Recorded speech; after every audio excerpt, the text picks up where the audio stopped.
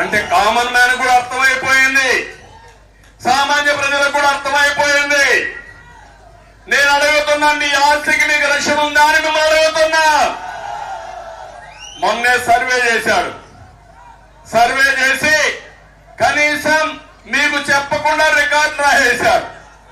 అంటే మీ ఆస్తి ఎవడుకుందో నాకు తెలియదు, ఇప్పుడు ఎత్తుక్కోవాలి మనం. అది కూడా ఎత్తుక్కోవడానికి కూడా వీలుగానే పరిస్థితి. రాష్ట్రంలో ఓట్ల దొంగలున్నారు, ఆస్తులు కొట్టేసే దొంగలు కూడా తయారైపోయారని చెప్పి నేను మీకు తెలియజేస్తున్నా.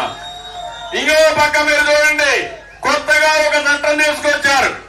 ఎంఆర్ఓకి అధికారాలు తీసేసి ఆర్డీఓకి ఇస్తారంట, ఆర్ఓఆర్ గాని ఇవన్నీ కూడా. అంటే కొత్త చట్టం వచ్చింది.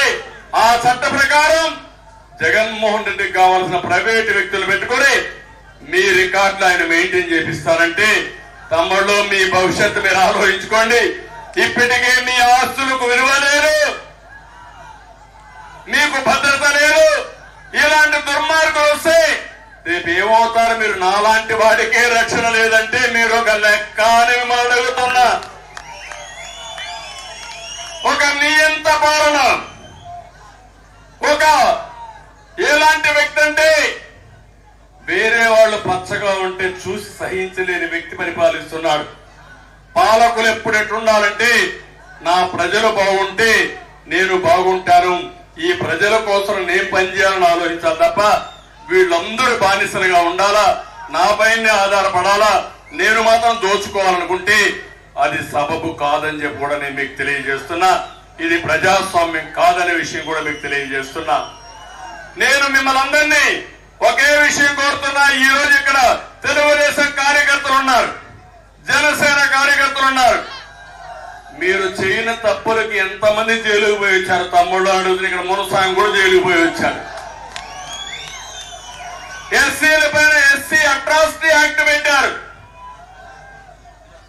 నేను నా జీవితంలో కుప్పంలో ఇలాంటి జరుగుతాయని ఎప్పుడు నేను ఆలోచించలేదు, ఊహించలేదు.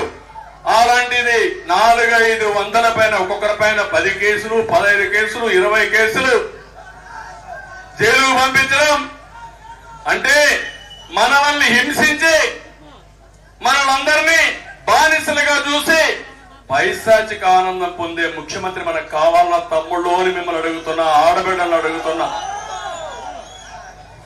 ఎవరైనా ధైర్యంగా నాకు అన్యాయం జరిగిందని రోడ్డు మీదకి వచ్చే పరిస్థితిలో మీరున్నారా? 75 సంవత్సరాలు స్వాతంత్రం వచ్చిన తర్వాత ఒకప్పుడు ఏ ముఖ్యమంత్రి తప్పు చేసినా అడిగారా లేదా అని మిమ్మల్ని అడుగుతున్నా. అందుకే నేను మిమ్మల్ని ఒకటే కోరుతున్నా, ప్రతి ఒక్క కార్యకర్తకు అన్యాయం జరిగింది, ఆ కార్యకర్తలకు భరోసా ఇస్తున్నా. నేను మీకు అండగా ఉంటా. భవిష్యత్తులో తప్పకుండా మిమ్మల్ని కాపాడుకునే బాధ్యత నాది నాది నాదని మరొకసారి వారందరికీ హామీ ఇస్తున్నా.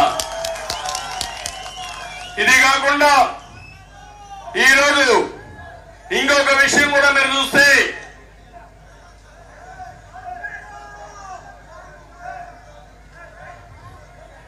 నేను ఒకటే పేర్లు చెప్పను కానీ ఇప్పుడు పోలీసులు కూడా ఒకటే విజ్ఞప్తి చేస్తున్నాం. రాబోయేది చూశారు, తెలుగుదేశమే. ఏం అనుమానాలు వద్దు, కలగనొద్దండి. దౌర్జన్యాలు చేసి ఈ సైకో ముఖ్యమంత్రి చెప్తే నమ్మద్దండి.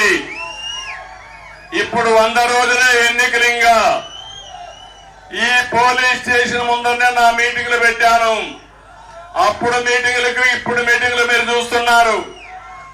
ఒకవేళ మీరు బలవంతం చేసి మా ప్రజల మీద కేసులు పెడితే, వాళ్ళు తిరుగుబాటు చేసి మీ పోలీస్ స్టేషన్లు ఏమీ పని చేయలేవు.